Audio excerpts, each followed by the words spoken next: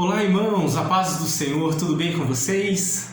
Graças a Deus, que bom estarmos aqui compartilhando um pouco mais da palavra do Senhor. E eu tenho certeza que o nosso Deus tem algo muito especial para falar ao nosso coração. Nós estamos numa série de mensagens sobre o Evangelho de Lucas e hoje nós vamos falar sobre a cura de Jesus sobre o cego de Jericó. A cura do cego de Jericó. Acompanhe comigo essa leitura. Lucas 18, 35. Ao se aproximar Jesus de Jericó, um cego estava sentado à beira do caminho, pedindo esmolas. Quando ouviu o barulho da multidão que passava, ele perguntou o que era aquilo. E disseram-lhe que Jesus, o Nazareno, estava passando. Então ele clamou: Jesus, filho de Davi, tenha compaixão de mim. E os que iam na frente o repreendiam para que ele se calasse. Mas ele gritava cada vez mais, dizendo: Filho de Davi, tenha misericórdia de mim. Então Jesus parou e mandou que ele fosse trazido. Quando ele chegou, perguntou a ele: O que queres que eu te faça? E ele respondeu: Senhor, que eu veja novamente. Jesus lhe disse: Veja, a tua fé te salvou. Imediatamente viu e seguia a Jesus, glorificando a Deus. Todo o povo viu isso e dava louvores a Deus. Amém. Pai, muito obrigado pela tua palavra. Fala conosco, pois nós queremos, Pai, ouvir muito mais de ti e da tua presença. Amém. Amém. Eu me lembro de uma viagem missionária que uma vez eu fiz lá para o sertão da Bahia, lá no município de Carnaíba de Dentro. E foi uma experiência muito maravilhosa, porque quando nós estávamos alojados em uma cidade, numa vila bem pequena, nós costumávamos ir a pé pelas estradas que tinham ali, até vilas e comunidades que ficavam espalhadas ali ao redor. E tinha uma dessas estradas que dava em um bairro um distrito bem pequenininho, que era um lugar que a gente estava evangelizando bastante, que se chamava e se chama ainda Carnaíba de Dentro. A Carnaíba do Sertão era o lugar maior que a gente ficava, e essa cidadezinha, esse vilarejo Carnaíba de Dentro, era onde a gente sempre ia. E era uma estrada de chão que a gente ia a pé, não dava 5 quilômetros que a gente ia até esse vilarejo de dentro. E sempre quando a gente via uma casa ou outra, a gente ia, evangelizava, se apresentava, criava relacionamento com as pessoas e acabava falando do Evangelho. Depois de uns 10 dias que a gente já estava fazendo todo esse trajeto, todo dia a gente indo para evangelizar, eu lembro que bem num sopé de um morro, dava para ver o telhado de uma casa que ficava um pouco mais retirado. E aí eu vi que era uma casa que a gente não tinha o costume de ir para evangelizar, que a gente nunca tinha ido lá. Aí eu chamei o pessoal, falei: vamos até naquela casa para a gente ver quem é que mora lá, se mora alguém lá, e vamos lá. E aí a gente subiu, fomos até a casa daquela senhora, se eu não me engano o nome dela era Dona Aparecida, uma senhora bem de idade, bem velhinha e muito religiosa também.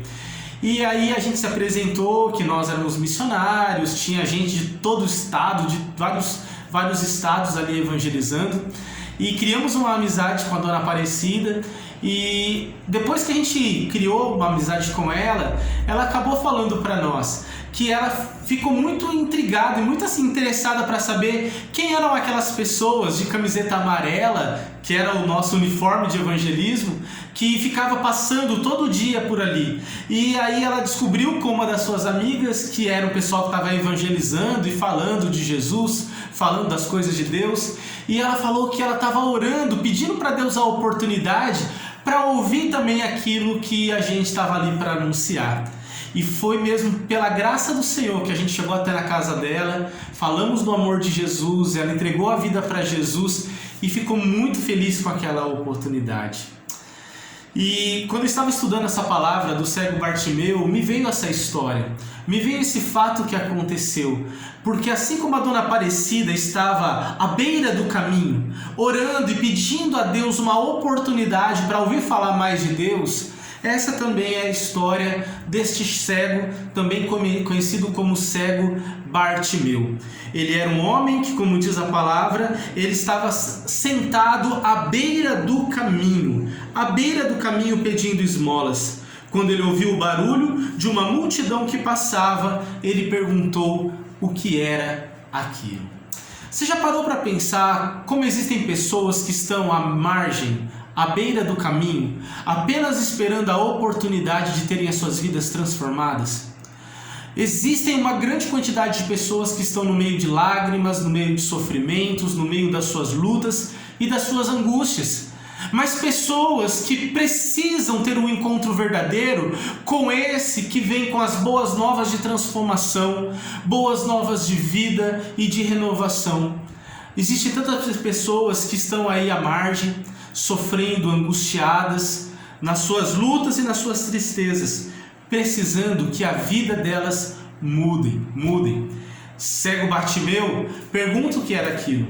Falaram para ele que era Jesus. E ele pensou consigo mesmo: eu não vou deixar essa oportunidade passar.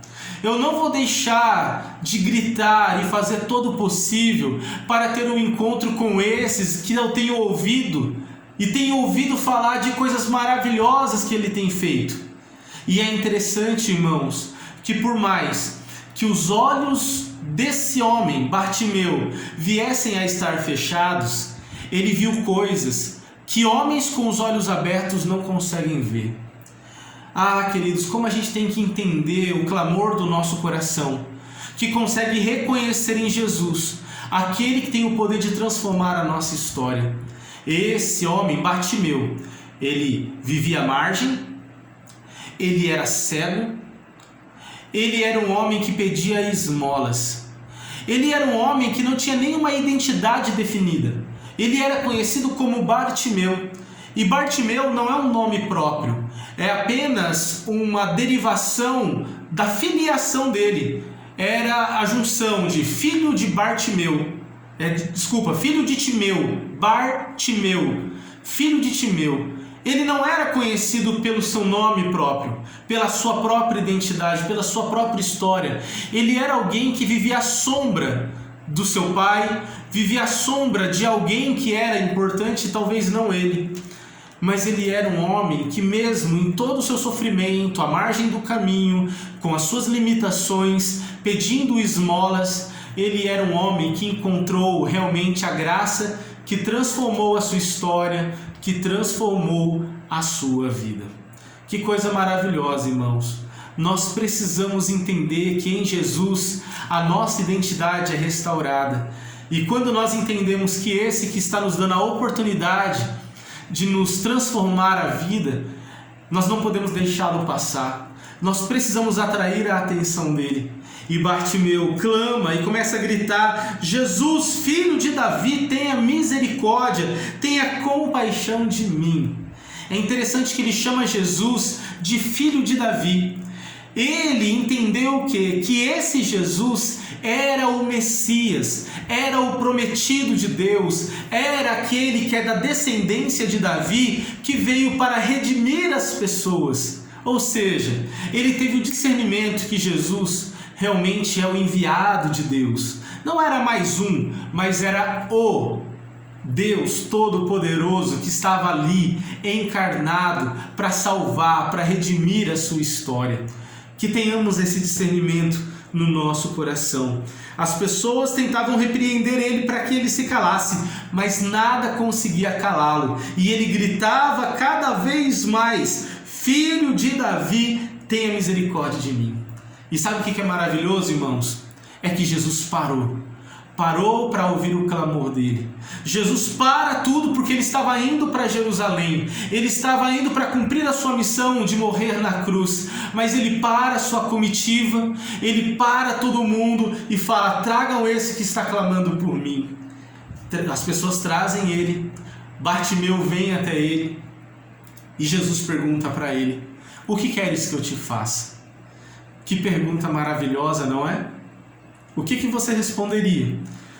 Se Jesus é esse que para tudo para nos ouvir, e ele te pergunta: o que queres que eu faça? O que você responderia para ele? O que você gostaria que Deus fizesse por você?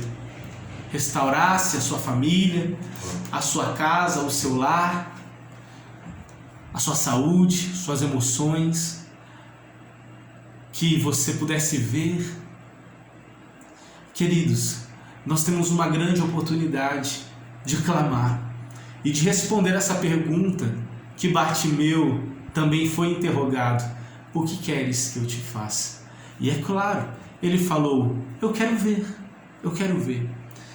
E o Senhor Jesus então fala no versículo 42: veja, a tua fé te salvou. Aquele homem foi duplamente curado pelo Senhor. Ele passou a ver, mas ele também passou a se transformar, a se tornar um filho de Deus. O Senhor Jesus salva ele, não apenas o cura, mas salva ele, porque ele reconhece que Jesus é o Senhor da sua vida. Ele foi salvo para a vida eterna e curado para a sua alegria completa. Ah, que coisa maravilhosa! O Senhor quer fazer um milagre na sua vida hoje e para todo sempre. O Senhor Deus quer curar a sua ferida no agora e também te prospectar para algo que vai além de tudo aquilo que você pode imaginar. O plano de Deus é para o aqui e agora e para o ali e o além. O Senhor Jesus quer nos ver confessá-lo como Senhor da sua vida e ter assim a nossa vida transformada. Esse homem foi curado e no versículo 43 nos diz que imediatamente ele passou a seguir Jesus, glorificando a Deus. Enquanto isso, todo o povo dava louvores a Deus. Que a tua vida seja um motivo de glorificar o nome do Senhor. Que a tua vida possa ser um motivo de outras pessoas exaltarem a Deus. Que você receba a graça, a cura e a vida do Senhor. Não há nada que Ele não possa fazer. Ele é o Deus Todo-Poderoso, que para tudo, para te dar atenção, para cuidar de você, para curar as suas feridas e salvar a sua alma. Que você se renda diante de Deus, entregue teu coração a Ele, renda a Ele tudo o que você tem, e eu tenho certeza que obras maiores Ele fará na sua vida. Esse homem, ele seguiu Jesus para Jerusalém. Ele falou: eu não vou, eu fui curado agora, mas eu vou atrás desse, eu vou segui-lo, não importa para onde ele vá, eu vou com ele. Que a gente também receba a salvação e a cura, não para benefício próprio, não para uma autoexaltação, não para uma curtição, mas para a gente se transformar em um seguidor, um verdadeiro discípulo de Jesus. Que Deus te abençoe, que Deus te guarde, que a cura do Senhor venha sobre você e venha sobre todos nós, hoje e para sempre. Amém, queridos? Que Deus te abençoe. Domingo estaremos aqui celebrando o Senhor aqui na casa do nosso Deus, às 19 horas. Se você não puder vir, acompanhe através também pela internet, tá bom? Um grande abraço, que Deus te abençoe. Fiquem na paz.